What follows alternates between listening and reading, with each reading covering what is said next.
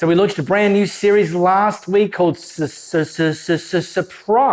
by Jesus. And so this is week 2.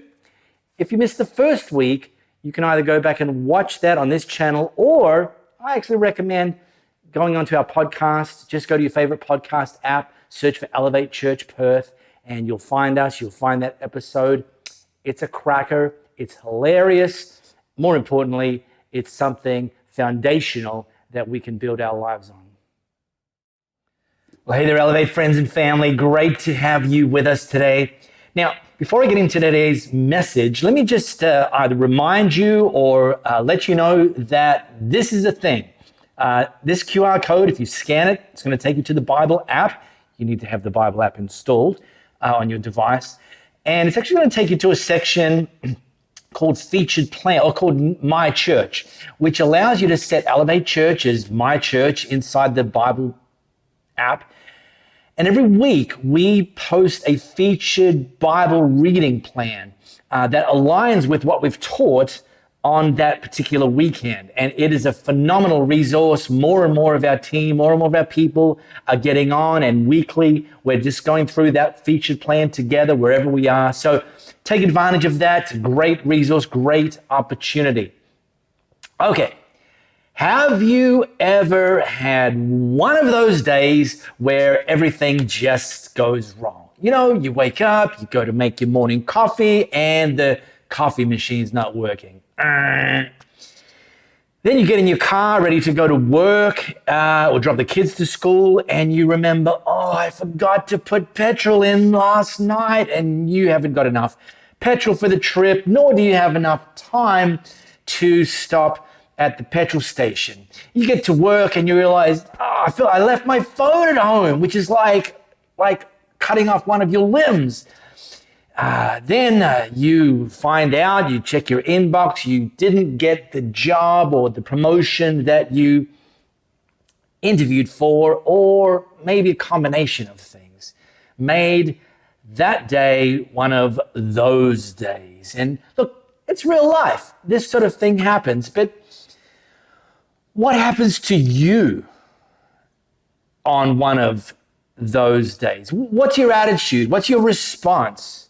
You know, if your attitude, does it kind of get hijacked by the things that have gone wrong? And if it does, do you find yourself just continuing to nosedive, or can you maybe pull out of the nosedive before things come crashing down? Well, here's a bit of a warning, because you know that those days happen and they can ding our attitude as well. That's fine. But here's the warning: allowing a bad attitude to linger and to ultimately control us actually creates a ceiling over our life. And that ceiling will invariably hold you back relationally. It'll hold you back mentally. It'll hold you back financially. It can kill a marriage. It can sever your relationship with your kids. It can crop you out of business or career opportunities. And also, this I think is the worst of all, it can actually limit your relationship with God. Now, you've noticed that you and I, we don't always have control over our circumstances, but whilst that's true, and that's always going to be true, the mistake is allowing our circumstances to be the driver of our attitude, and ignoring or overlooking that one of the greatest superpowers that we have access to is the power to choose our attitude in any given set of circumstances, to appoint ourselves as the CEO of our attitude, if you like, rather than outsource the CEO role to our circumstances. And we need to shape our attitudes, because our attitudes ultimately come back to shape us. Now, I'm not saying it's always easy, but I am declaring that it's always possible. So look, I'm going to come back to this whole thing about attitude and the importance of attitude. Now, last week we launched a brand new series called Surprised by Jesus, where over probably about 8 weeks, we're going to be looking at what are known as parables, which is like these teaching slices from Jesus, but the unique teaching style was where he would sort of tell an everyday story, a story that people in that culture would have understood, like a metaphor in a sense. And then he would throw the spiritual principle, the kingdom principle, alongside that and help them kind of connect these ideas. And this teaching and this style of teaching was far more than just information. It ultimately pointed to wisdom. It pointed to what it looks like to live according to kingdom principles, what it looks to like in everyday life to prioritize the things that God prioritized. So last week we talked about what's kind of known as the parable of the sower, but actually I'd put it to you, it's more about the parable of the four soils. And you can go back to our podcast and listen to that. I highly recommend it. It's also pretty funny, but it's foundational, absolutely foundational. Okay, today, here we go, a flow code. Scan this, and it's going to take us to another one of Jesus' parables. This one's recorded by Matthew. Matthew's one of Jesus' 4 biographers. And while you're doing that, let me just kind of give us some context. Now, if you've ever driven around some of the suburbs in Southern California, Nevada, Arizona, New Mexico, in the morning, you would see on a number of like street corners or at the edge of the Home Depot parking lots, groups of typically men just kind of gathered there, seemingly doing nothing. And yet what they are, in fact, is what's known as day workers, where they, for whatever reason, they don't have a permanent, reliable job. So they just kind of go to a street corner, and people who have businesses that need some typically unskilled or low-skilled workers would come by it in the morning, ideally, but it could be any time of the day, and offer some of them the chance to come and do some day work, agricultural settings, manual labor settings, etc. So it's pretty common, but it turns out this is not a new phenomenon. And so in the parable that we're going to drop into today, which is known as the parable of the vineyard workers, we see this exact same scenario come around. Now, this is it. Jesus starts to teach this parable. For the kingdom of heaven is like the landowner who went out early one morning to hire workers for his vineyard. So he's out looking for some day workers. He agreed to pay the normal daily wage and sent them out to work. Then at 9 o'clock in the morning, he was passing through the marketplace and saw some people standing around doing nothing. So he hired them, telling them he'd pay them whatever was right at the end of the day. So they went to work in the vineyard. Now, at noon and again at 3 o'clock, he did the same thing. And at 5 o'clock that afternoon, he was in town again and saw some more people standing around. So he asked them, "Why haven't you been working today?" And they replied, "Well, because no one's hired us." Well, the landowner told them, "Then go out and join the others in my vineyard." So a few things to note. Number one, the workday typically was 6 a.m. to 6 p.m. No unions back then, folks. It's a long day, a 12-hour working day. And so we see in the course of these 12 hours, we see a number of different groups of workers. We see the first group hired, so they would have been given the opportunity to work from 6 a.m. We see the second group hired at 9 a.m., the next one at 12, next one at 3, and the final group at 5 p.m. And all of them would have downed tools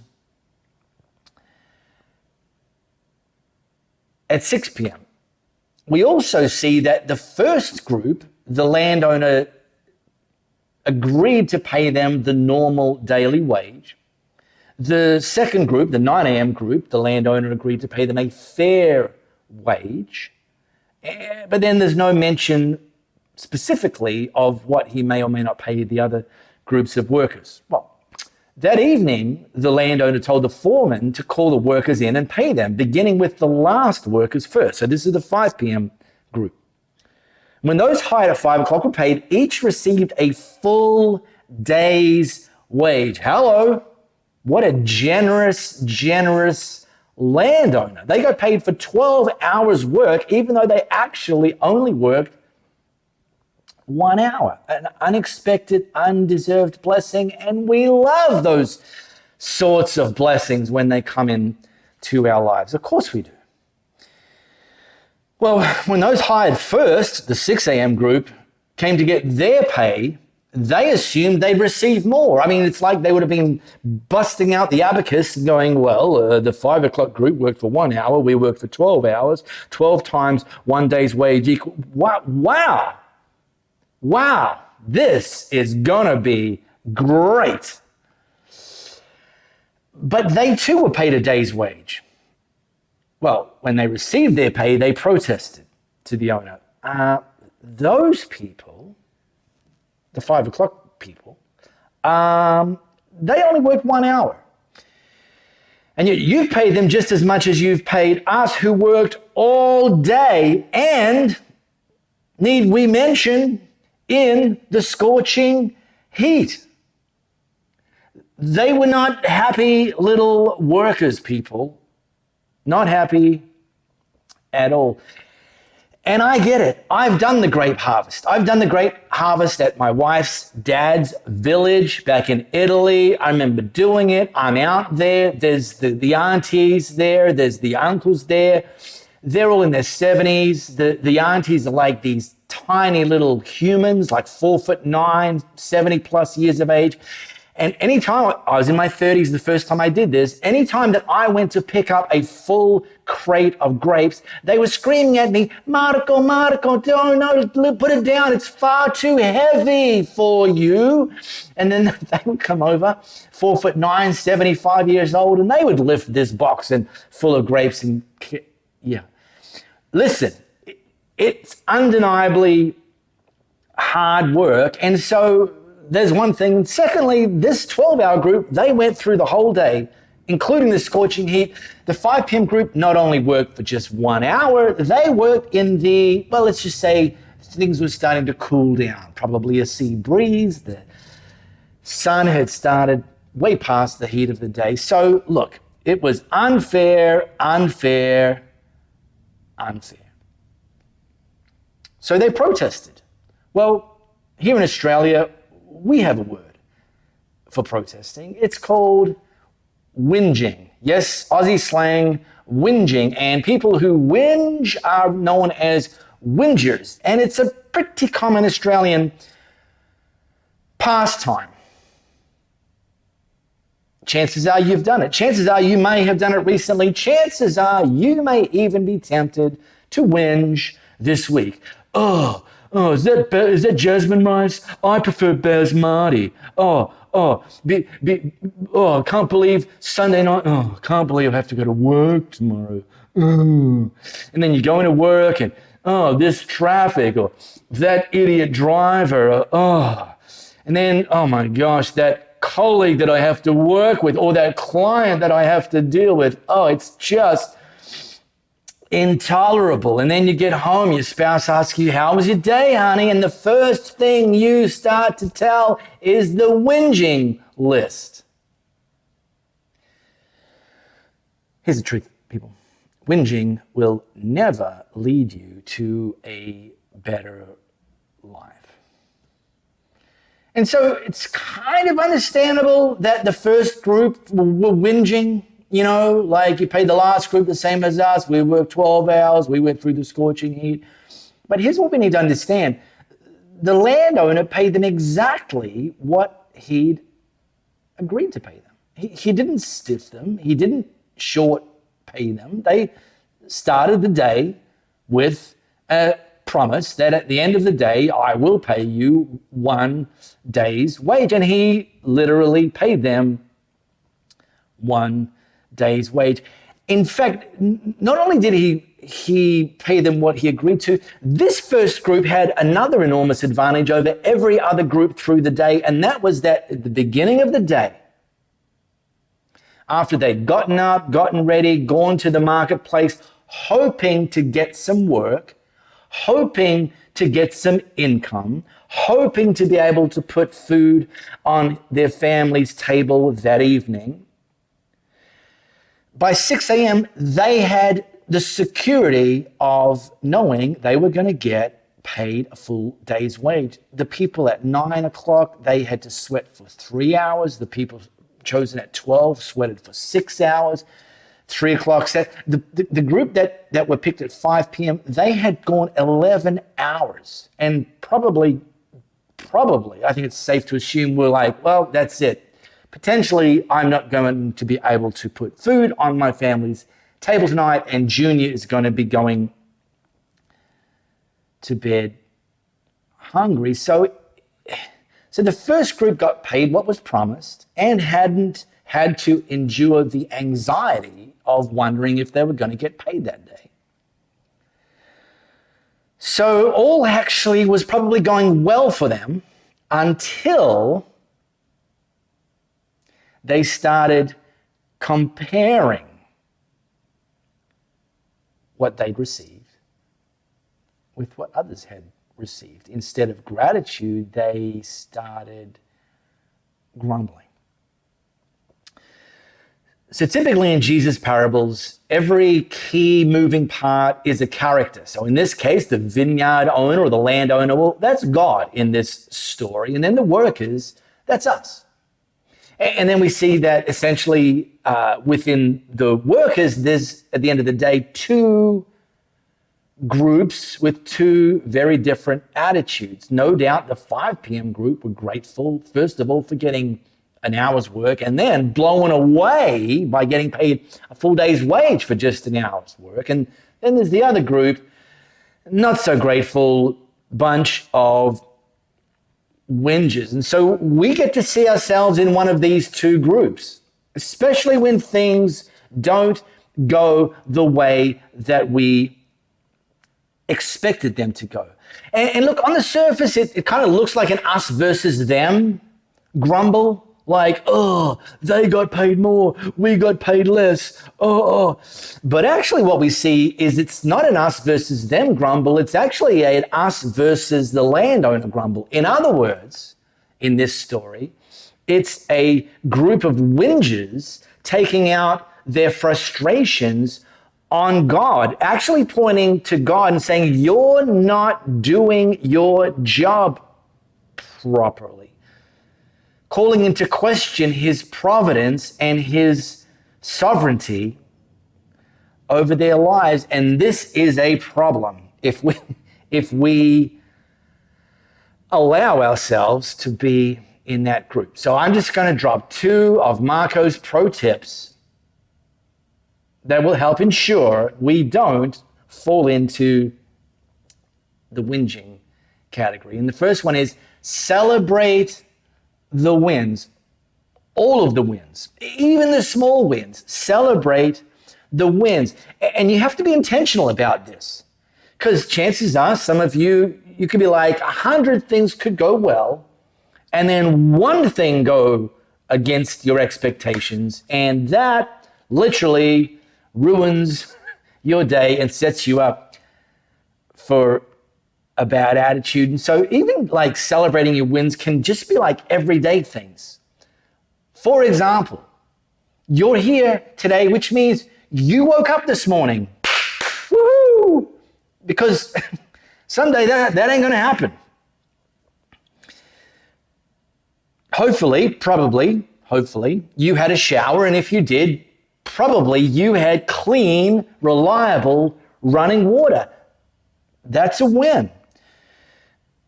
Likely you have a wardrobe full of clothes, you have a pantry with a decent amount of food in it, you have a car that actually runs, you have a job that you get to go to that God uses to provide for you and the people in your life. You probably get to go to a supermarket and access food that you didn't have to grow Maybe occasionally you get to go to a restaurant and eat food you didn't actually have to make. These are incredible things, and these aren't things that everyone in the world has access to. So even just these very simple, everyday things are wins. They're blessings, and we need to actually remind ourselves of those things. And actually, as we do that, it has the potential to just kind of crowd out the things or chances of a whinging attitude. So celebrate your wins and then celebrate the wins of others. See, this first group, the 6 a.m. group, they missed a golden opportunity to say, wow, that 5 p.m. group had been literally stressing for 11 hours and they finally got some work and now they get to go home tonight just like we do and put food on their family's table. Wow, what incredible, incredible opportunity. What an incredible blessing. That is fantastic, but that's not what they did. They missed it. Now, have you got your big boy or big girl pants on right now? Because you're going to need it, because I'm going to ask you this question. Does it ever bother you when someone else gets blessed? Like, have you ever found yourself like grumbling, whinging, bad attitude because someone else got blessed? Someone in your sphere finds love and you're like, oh, how is it that they found love and I haven't yet found love? You've been waiting for God to show up in your finances and, you've even been giving, and then someone else in your sphere, their business starts to take off and they're not even Christians. Maybe you're stretching every month to pay your mortgage and you've cut all the fat and you're living as lean and as frugally and all of the financial discipline you can muster, and yet some people in your sphere, they're going for an overseas holiday. Oh, must be nice. God, why are you blessing them more than you're blessing me? And it's easy to get bogged down in comparison. It's easy. And get judgy, get resentful, get bitter, and like overstepping, not just judging the people, but actually judging God because you don't think he knows what he's doing. Well, then Jesus continues, he answered one of the whinges, friend, which is not like we're buds. This is like, how about you come into my office and let's talk about this. I haven't been unfair. Didn't you agree to work all day for the usual wage? So take your money and go. Like, I wanted to pay the last worker the same as you. Is it against the law for me to do what I want with my money? Like, what business is it of yours? I mean, should you be jealous because I'm kind to others? Like, that's awful. In fact, this word jealous, it kind of means like giving the stink eye, the side eye, like, But vineyard owner's like, look, I haven't been unfair to you, and if I want to bless other people, that's literally none of your business.